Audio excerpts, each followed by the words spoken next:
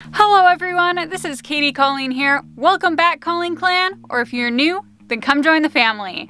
Today I'm going to be showing you how to make an under-the-seat wheelchair bag for all of your wheelchair storage needs. Now, in order for this wheelchair bag to be custom to your own personal wheelchair, we're gonna have to take a few measurements.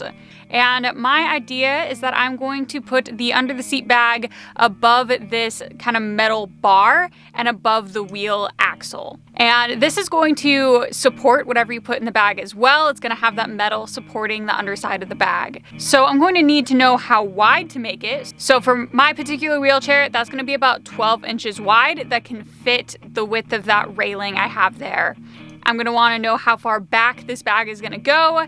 So I'm using the entire depth of the wheelchair seat. And the length of my seat from the front to the back of the wheelchair was 17 inches. And the third and final measurement we're gonna need is we're gonna need to know how thick we want this bag to be. It looks like the biggest I can fit there is probably about 4 inches. So I'm using this cotton fabric. This fabric was leftovers from some sort of failed quilting project, and then it ended up being given to me, and now it's being turned into a wheelchair bag. Now, I'm splitting this bag up into 3 different sections. You have the top, the bottom, and the side. If you think of like the most basic laptop carrying bag, we're basically making that. It's a very similar design. So I'm going to first cut out the top and bottom pieces. So that is going to be our 12 inches by 17 inches rectangle. Now for the top and bottom pieces, I'm actually going to end up rounding the corners of this rectangle anyways, and that's gonna make it easier to sew.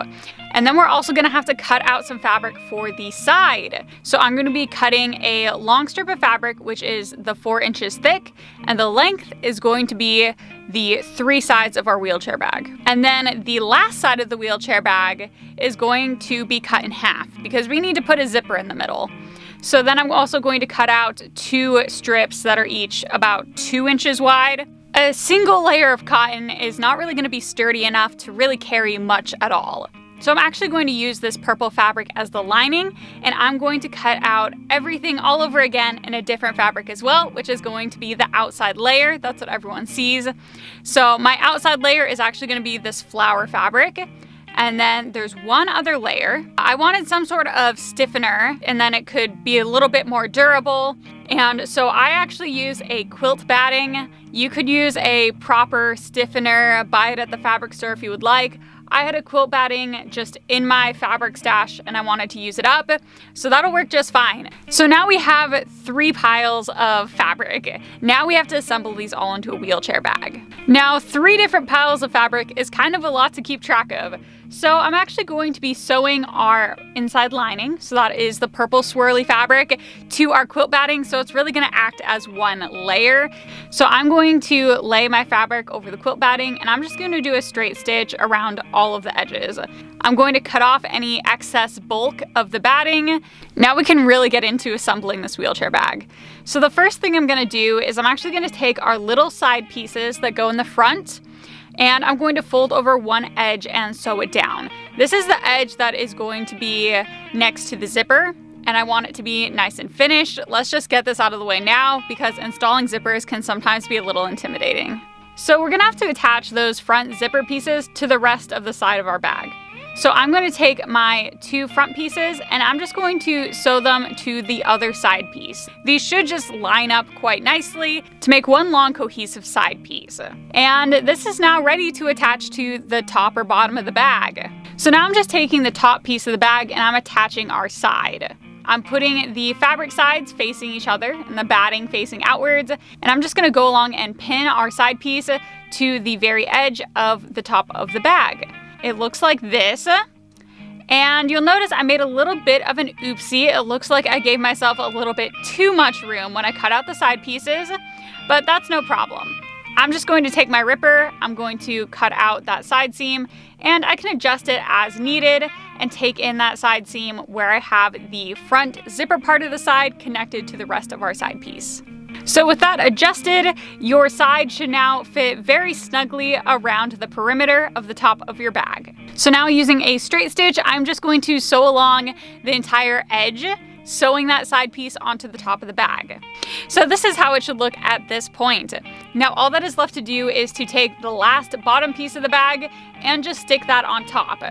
So I'm going to do the same exact thing I did with the top of the bag, and I'm just going to go around the perimeter of the bottom of the bag and attach the side pieces. So again, using a straight stitch, I'm just going around the perimeter here, and here is how our bag looks right now.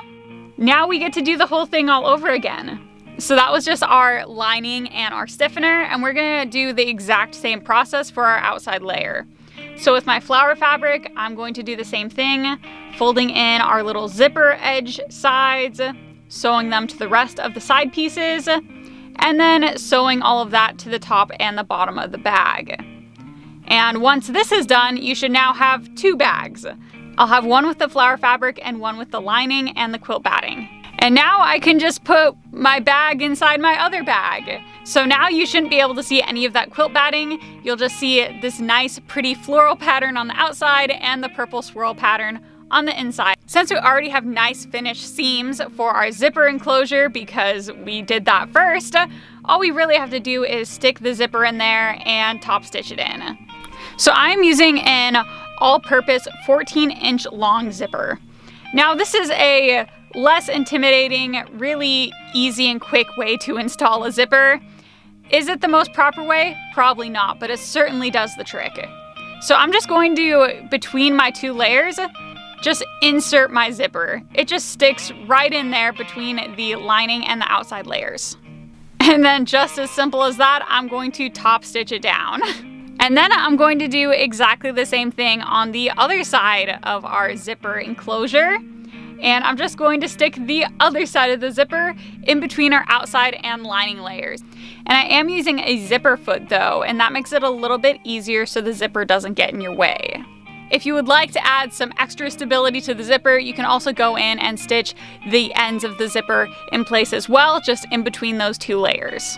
So now with our bag complete, we'd really like to attach it to our wheelchair. And that means I'm also gonna have to sew some straps. So I'm taking my outside layer fabric, this nice floral, and I'm just cutting some strips of fabric. Now this fabric is going to go into the end of this parachute buckle. So I'm going to fold it into the center and then fold it again. And now our strap is the right size, and we have a total of 4 layers of this cotton holding the bag in place. And that should make a pretty strong strap for what we're doing. And then I'm just gonna do one quick top stitch along the edge, and that is going to solidify this folded strap together. Now I ended up making a few of these straps. I knew that the longer straps had to be at least 17 inches long because that's how deep the bag is. And then I also made some smaller straps as well to attach to the front of the bag. And because we have this opening with this nice big zipper in the front, it shouldn't be a problem to just machine sew these straps on. Now there are a few ways you can sew straps on. I sometimes like to do a box with an X in it. This is probably a little bit excessive for something like a wheelchair bag. So you can also just do a simple back and forth stitch. And now it's time for a little fitting. So you'll see that the bag just slides underneath the seat, but above that metal railing. And I'm going to have the longer straps in the back. So those are going to go behind the wheelchair, and then they're going to go kind of inside the armrest area, and then they're going to go all the way to the front of the wheelchair. And the shorter straps are just going to come across the front of the wheelchair, and you can see where the straps would connect and hold the wheelchair bag in place. So I'm going to thread the straps through the parachute buckles, and I'm going to get an idea for how tight I want this wheelchair bag and where I want the buckles to be situated. So I'm going to stick the strap under my sewing machine with the parachute buckle attached, and I'm just going to sew back and forth a few times, and that'll be definitely enough to hold our buckle in place.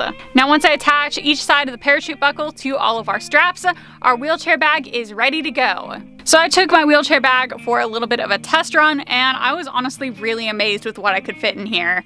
You can fit your wallet, your phone, your keys. I like to put my wheelchair push gloves in there. You can fit your tire pump. That's a good thing to have with you. You can really fit a good amount of stuff in this wheelchair bag. As far as the comfort of having this bag attached, I really didn't even notice it was there. I went on a few walks with the bag and I could not feel the buckles or the straps on the underside of my legs.